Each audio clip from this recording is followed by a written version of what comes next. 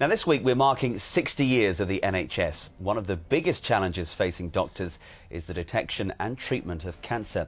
Breast cancer alone affects 1 in 9 women in this country. It's 20 years since the NHS started its breast screening programme, and it's been very successful. But now new technologies are becoming available which can help diagnose the disease in younger women too. It's not glamorous, a mobile unit in a supermarket car park, but it works. Have you had any problems with your breast since we've last seen you? If you're a woman aged between 50 and 70, you'll get invited to have a mammogram every 3 years. In 20 years, the National Breast Screening Programme has detected 100,000 cancers. Coming once every 3 years means that we can detect breast cancers earlier, before the ladies actually can feel that. And so therefore their diagnosis is at an earlier stage. That means their treatment's a lot easier and their prognosis a lot better. The figures are pretty shocking. Breast cancer rates have increased by more than 50% in the last 20 years. 1 in 9 women in the UK will get breast cancer. But on the upside, 1,400 lives are saved every year through breast screening.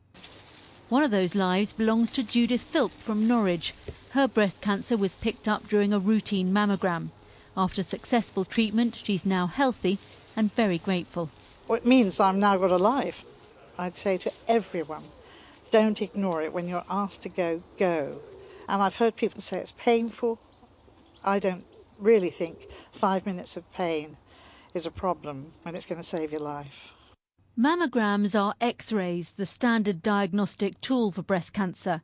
But technology is changing. Right, we're just going to position the mirrors, Susie, and you can see the side breast tissue. I've come to this clinic in Cambridgeshire, the first of its kind in the country, to try a new type of breast screening. It uses infrared and is particularly aimed at younger women, who make up 1/5 of all breast cancer cases. What we hope is that by using a slightly different type of scan, a more physiological assessment of the breast, that we can increase the cancer detection rate, especially in younger women, where we know that mammograms are much less sensitive.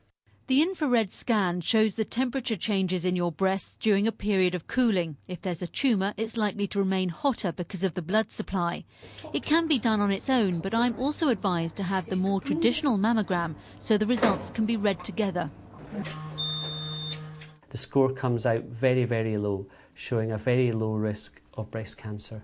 Good. So that's exactly what you want to hear. Yes, it is. Thank you. It is good. Unless referred by their doctor, women under 50 have to pay for breast scans. At Breast Health UK, the infrared scan costs £135.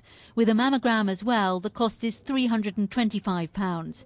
It's not cheap, but the hope is that, like other new technologies, it will be taken up by the NHS in the future. We believe that we have identified some really significant future breast screening technologies, and we would love to work with NHS to incorporate them into the National Breast Screening Programme in years to come. More and more of us are likely to get breast cancer.